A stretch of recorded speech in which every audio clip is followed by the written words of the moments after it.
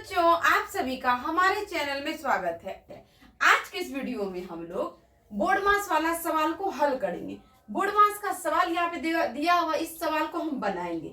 इस सवाल को बनाने से पहले जो बच्चे अभी बोर्ड मास का सवाल सीख रहे हैं, ये सवाल को बनाने से पहले आपको बोर्ड मास का क्रियाएं पता होना चाहिए। बोर्ड मास के बारे में यहाँ पे देखिए क्या लिखा हुआ है, BODMAS, बोर्ड मास।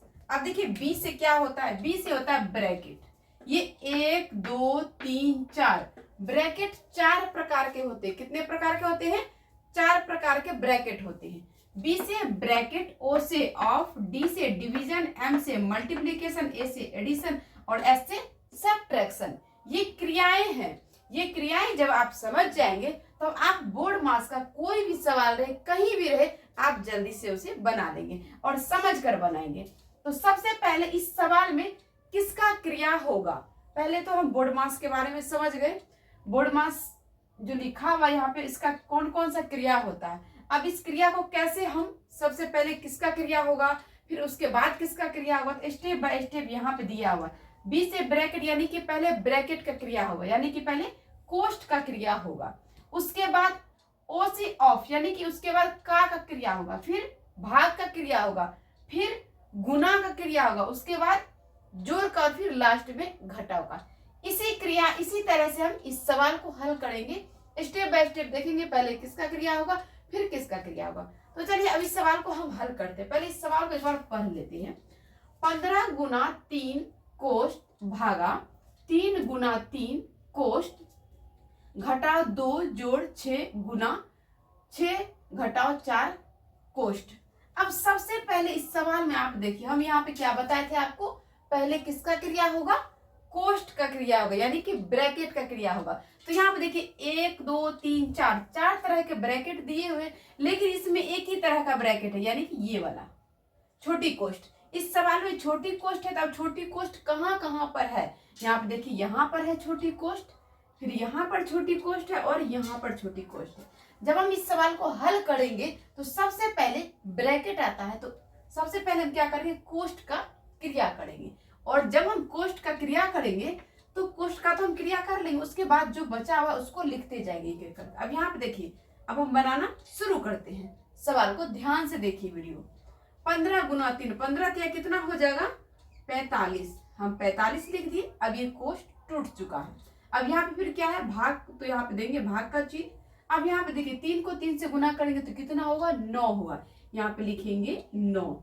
यह भी कोष्ठ हमारा टूट गया और यह भी टूट गया। अब क्या है, -2, यहाँ पे लिखेंगे -2, फिर क्या है +6, फिर क्या है गुना। अब यहाँ पे इसको क्या करेंगे, फिर हम 6 में से 4 घटाएंगे, यह भी कोष्ठ टूट जाएगा, तो कितना बचेगा, 6 में से 4 घटाएंगे तो 2। अब यहाँ पे देखिए, अब इस सवाल में जब हम कोष्ठ का क्रिया कर लिए हैं, तो अब इसमें किसका क्रिया होगा, पहले कोष्ठ के बाद क्या आता है, का, लेकिन इसमें का नहीं है तो का क्रिया नहीं करेंगे। अब इसमें क्या है, का के बाद क्या है, भाग, तो उसके बाद पहले हम भाग का इसमें क्रिया करेंगे। भाग कहाँ है, तो यहाँ पे देखिए भाग यहाँ पर है, इन दोनों में हम भाग का क्रिया करेंगे। तो 9 × कितना हो जाएगा, 45, यानी कि 5 हो जाएगा। 9 से भाग देंगे 45 में तो 5 हो जाएगा भागफल, आंसर 5 हो जाएगा। अब यहाँ पे क्या है, घटाव 2, यहाँ पे घटाव 2, फिर क्या है +6, फिर क्या है गुना 2। अब यहाँ पे देखिए किसका क्रिया होगा, पहले हम भाग का क्रिया किया, भाग के बाद क्या आता है, गुना। पहले इसका क्रिया किए, फिर हम इसका क्रिया किए, ये सवाल में नहीं था तो उसको छोड़ दिए, फिर भाग का क्रिया किया। अब किसका क्रिया करेंगे, गुना का। इस सवाल में देखिए गुना है, कहाँ पर है, तो यहाँ पे देखिए इस जगह है गुना, तो गुना का क्रिया करेंगे। अब फिर यहाँ पे लिख लेंगे, इसको ऐसे ही उतार देंगे, 5 घटाव 2 जोड़, अब 6 में 2 से गुना करेंगे तो 6 दूनी कितना हो जाएगा, 12। अब यहाँ पे हम देखिए क्या करेंगे, अब इस दोनों में जोड़ और घटाव है, तो पहले जोड़ और घटाव में किसका क्रिया होगा, जोड़ का क्रिया होगा। तो अब देखिए यहाँ पे 12 के आगे में किसका चिन्ह है, प्लस का, और यहाँ पे 2 के आगे में किसका चिन्ह है, माइनस का। यहाँ पे देखिए ये भी प्लस है, इसका प्लस छुपा हुआ है, आगे में प्लस छुपा हुआ है। तो अब क्या करेंगे, हम दोनों प्लस वाले को पहले एक जगह कर लेते हैं। जैसे कि यहाँ पे 5 + 12, अब ये माइनस, अब हम लिखेंगे -2। अब हम क्या करेंगे, 5 और 12 को जोड़ेंगे तो कितना हो जाएगा, 17। हम यहाँ पे लिख देते हैं 17। अब इसको लिखेंगे फिर से घटाव 2। जब हम 17 2 माइनस करेंगे तो कितना हमारा आंसर हो जाएगा, 15। ये हमारा आंसर हो गया।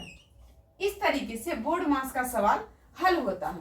अगर आपको ये बोर्ड मास का सवाल समझ में आ गया है तो वीडियो को लाइक करें, और इस वीडियो को आप अगर फेसबुक पर देख रहे हैं तो पेज को फॉलो करें, अपने अपने दोस्तों में वीडियो को शेयर करें, और इसी नियम से आप बोर्ड मास का सवाल पहले इसको समझ लें, उसके बाद आप सवाल बनाएं।